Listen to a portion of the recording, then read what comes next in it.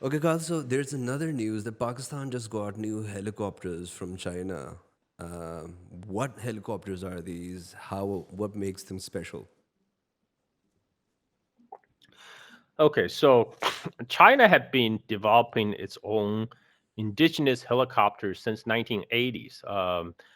Because originally China's weapon suppliers was Soviet Union, but that was cut off during the Sino-Soviet split. But China did inherit a lot of blueprints and were able to um, manufacture along Soviet lines. But they didn't have like attack helicopters. And then in the 1980s, this was when China was actually in the Western camp to contain Soviet Union. At that time, United States actually sold a whole bunch of Blackhawks helicopters to China. So like they were but the cooperation came to an end after 1989 Tiananmen Square protests. But China already possessed a fleet of black helicopters, and China possessed the capability to reverse engineer. And I think initially I think it actually might be even licensed production in China. So anyway, China, but now they're not, you know, so now it's more than 40 years later. China have built upon that IP. Now China have developed its own indigenously produced attack helicopters that's quite capable, and these are the ones that's been sold to Pakistan right now, because China and Pakistan, they have a very close military relationship, dates all the way back. And right now, about like 80% of the Pakistan weapon platform came from China. And one thing we noted on the Indian Pakistan conflict that broke out recently is that modern war is really, it pits systems against systems. It's not just like one little piece, because everything is integrated now. Like especially in the 21st century war, everything needs to be able to talk to each other, so you can get the enemy coordinate. You can effectively transmit the data link on the battlefield. And so the Pakistan, by importing these Chinese military helicopter, it kind of complement what they already have in their arsenal. Um, and you also makes the training and maintenance much easier when you have one single supplier. Like one of the problem India faces, for example, is they are buying weapons from everywhere, right? They're buying weapons from Europe, they're buying weapons from Russia, they're buying weapons from United States.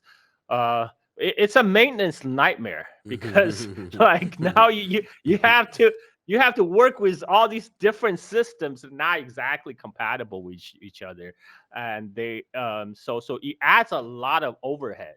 You have to be trained on each one of these systems. So whereas for Pakistan side, it's much more streamlined. They just Yeah, let me it's just add in 85% also that what. Pakistan first went to America.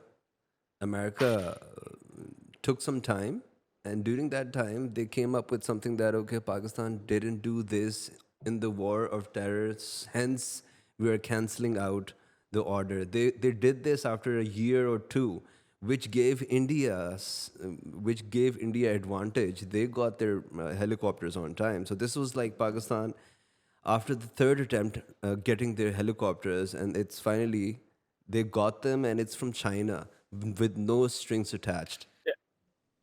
Yeah, like US have done this multiple times, right? I mean, Pakistan, their F-16 purchase from United States, they paid money up front, and United States took decades to deliver on those F-16, and it often comes with a lot of conditions, right? I mean, like first they froze the delivery to Pakistan, because they accused Pakistan of nuclear proliferation, because Pakistan was building its missile program. And then later, when 9/11 happened, when they needed Pakistan's help, they say, okay, okay, now we will sell you those F-16s finally, right? And but they still slow walked everything. So it's that's not an issue with China, right? I mean, you know, What do we have the details on the helicopter? so because this again, this is also in a response to India purchasing the Yeah. Apache helicopter from United States, right? And this is so now it's like now the Pakistan is going to get the equivalent from China. um the this is what it's called the Changhe Z10. And the Z10s, they are um they have been in service for it's relatively new, because Z10s were introduced in 2009, right? Just 10 years, 15 years ago. 15 years ago, yeah. 15 years ago. um but they are relatively, they're newer, much newer than Apache.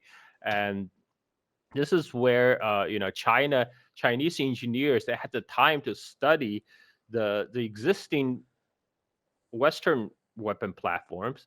And they can have they have the opportunity to kind of leapfrog to there's a big difference. There's a lot of American weapon platforms. They have been in service for many decades now, right? And when you build a new weapon, a lot of times when you build a new weapon platform, a lot of times you don't have to compensate for like the defect of the older design. You can be you can be more innovative to using leverage new design and new technology.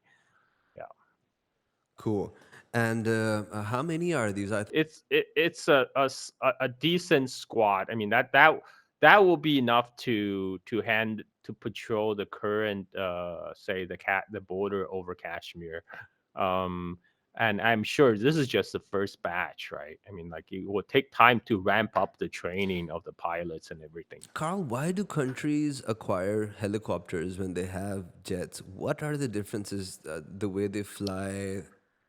Yeah, yeah. I mean, like, helicopter are because jets, you're gonna rely on the, like, fixed wing aircraft, gonna rely on longer runways, right? You need airport. Whereas helicopter, they can land in a much smaller area, if you have flat ground. So more versatile. It's more versatile, and it's a way you can do a quick deployment of your troops onto the terrains where like, especially even very mountainous terrains in Kashmir, for example. Like, there's not if you only have fixed wing aircraft, so only options is basically you deploy paratroopers, right? But I mean, jumping off a plane in the Himalayan foothill, it's a very,